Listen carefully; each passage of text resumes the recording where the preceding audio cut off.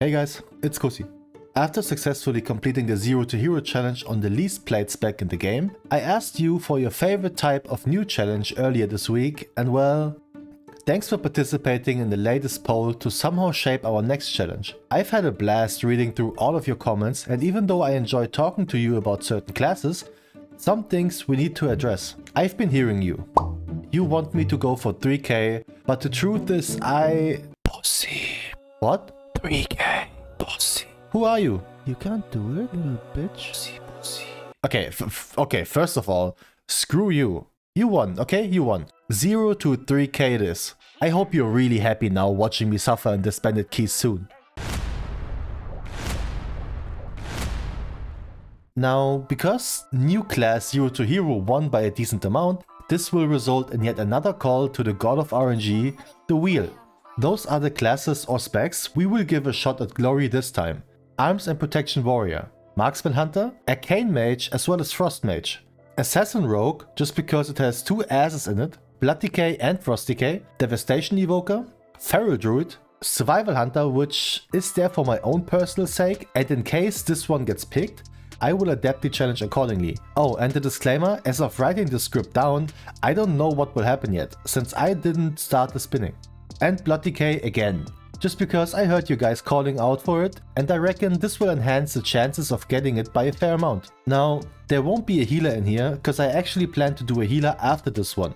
But since I had to change things up because of few 3k jumps, let's see how long this will take before it will send me into a WoW burnout. And of course, for those perverts that just really want to skip all of this and see the final class right away, you will have a timestamp to jump ahead. Now here's how this will work. The first spec that gets to 3 wins will ultimately take this challenge home. So without further explanation, let's send it.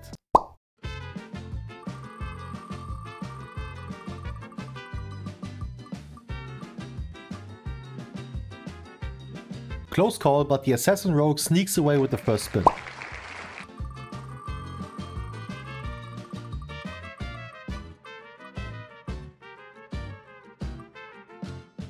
My baby boy, my love child, Survival Hunter in the mix.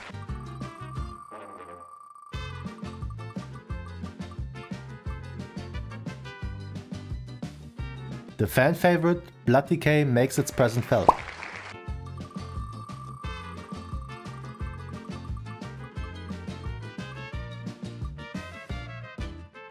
Our Discord kitten of choice wins the 4th spin.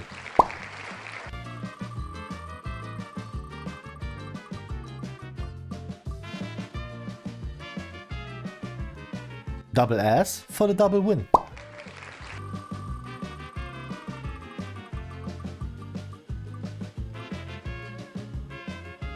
The ugly brother of the Blood Decay wants to have a word.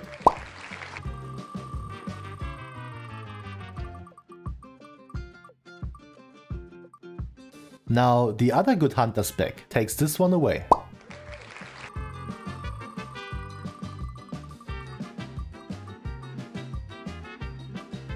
Feral for the second. Is Cloned Order set for another series?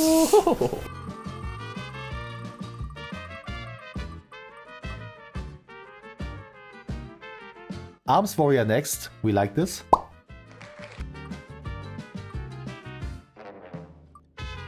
Protection Warrior, a lot of beef in this one.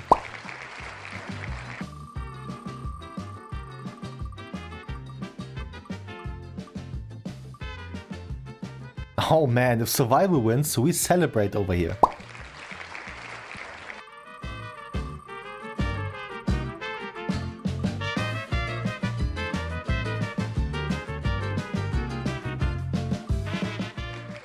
And there we have our winner. The Paws of Destiny will lead our way towards glory in the next 0 to Hero 3k edition adventure.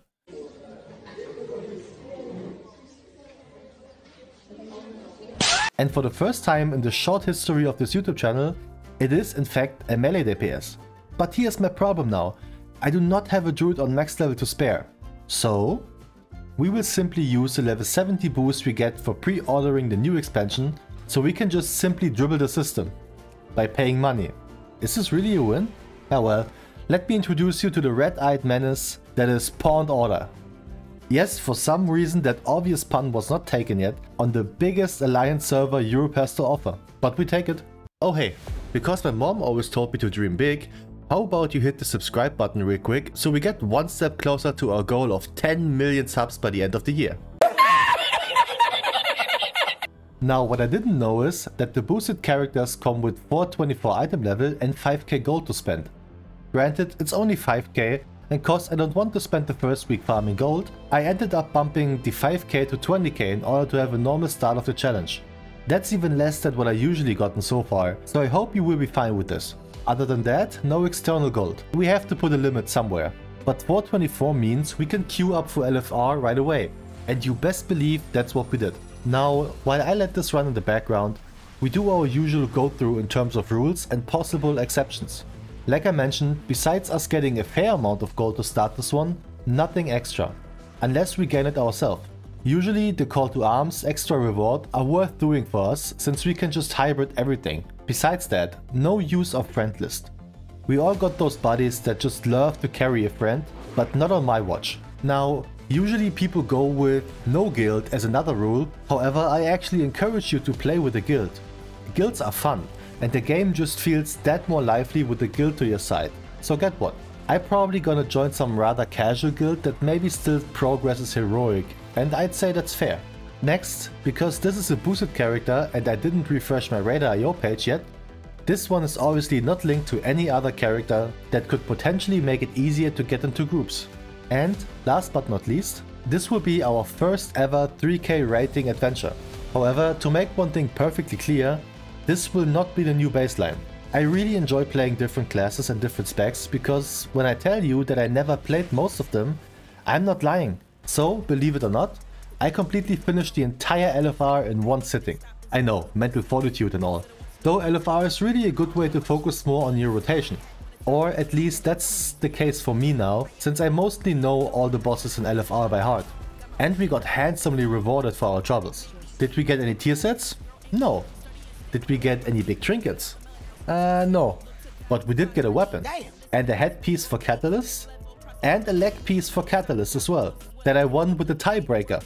Better luck next time, loser. And because this season is so far ahead already, we are on 5, yes, 5 Catalyst charges. So we don't even need to actually get tier set.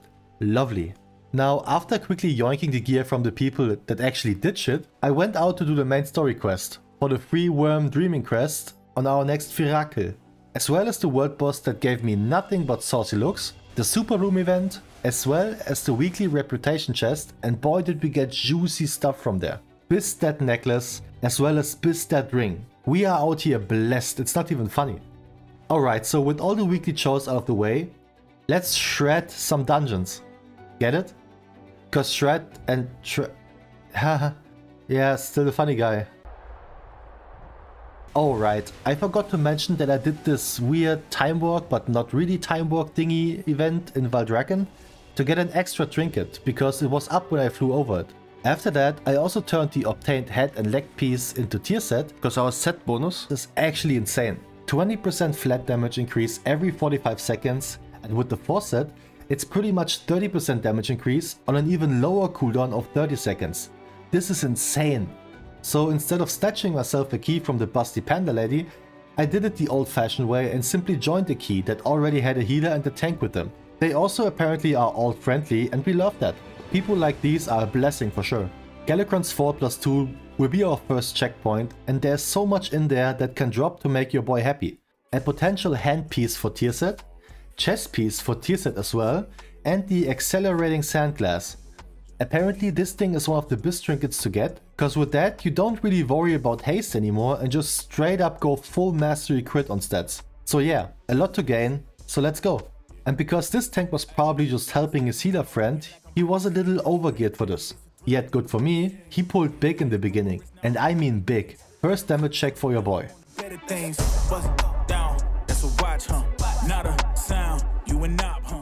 And just like with the Affliction Warlock, we almost beat the tank.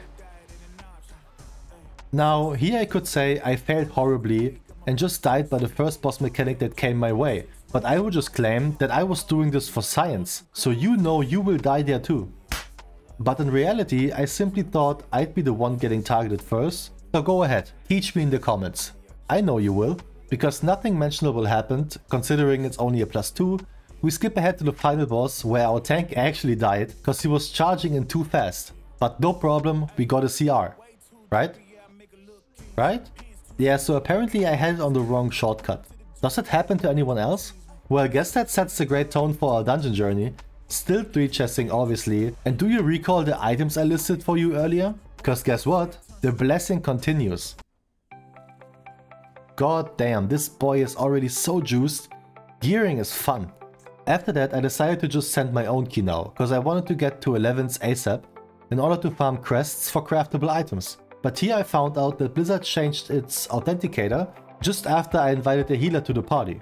Took me a few minutes to actually figure this shit out, and to my surprise, they were still with us. Good guys. Unfortunately, no damn tank applied to this key. I was even so desperate I wanted to invite a 412 Blood Decay to this, but he declined. So I did something that I hope you can forgive me this one time. I know it's a fairy playthrough, but it's only a +2, so I went tank, which caused me to witness this. Top DPS on the first boss's tank. Never thought I'd see the day.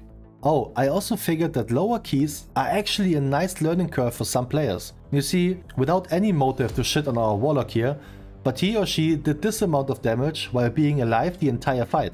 And I only tell you this because... So either this player had some mad lure arrows and couldn't press any buttons, or the effect of learning struck like a lightning. I just hope for the second assumption, because I feel like that's so much more rewarding. Final boss, and for the longest time, it looked like our healer will take the #1 damage spot on this one, until Daddy whipped out Incarn to spam Maul like a true degenerate. Continuing the push of our own key, Darker Thicket 4 is next. In this one, we were the ones having big progress when it came to rotation and just overall damage output. While being borderline useless on the first boss, we pumped on Oak hard, and also clapped some Dryad cheeks on the way. Though it's not quite yet enough to tap into a 100k single target, but we will get there. With this insane group, a 3-chest was inevitable, but the tank asked for one more, so I happily gave up my +7 Atagazar that we just gotten. Not having to wait for another tank? Yes, please. So we replaced our healer and marched towards the forgotten land of Zuldazar for a rather chaotic start. Even though I recently played Druid in our Guardian challenge, I still mess up the shortcuts to spells like Typhoon, Vortex or Stun. But their damage though. Now, besides some technical difficulties on Vocal, where we messed up the timing of the totems so they all respawned full HP, this dungeon proved to be rather easy. Also, topping over 100k DPS on Razan without Bloodlust heavily sparked the desire for me to start twerking. But Yasma on the other hand is so damn easy as a melee. I can't even tell you guys how smoothly this one is. You can just send your full rotation while avoiding everything. Easiest boss in the world. So usually I'd say now that this is the end of this video, but for those of you who just support me so much by watching the video till the end, I got a sneak peek for you. I already did the time walking dungeon quest, and right here and right now you will see what I've gotten. And if you think that we've been blessed enough already with the 2 set and the Abyss trinket on day 1, well, how about this one? This character is so red listed by Blizzard and I love it. But this is it for the first episode of this probably very demanding adventure. If you're still watching, give me a guess on how many resets I will need to get to 3k score. I'd probably say 8 weeks. But as always, I wish you the most fantastic day whenever you see this, and I will catch you in the next one. Peace.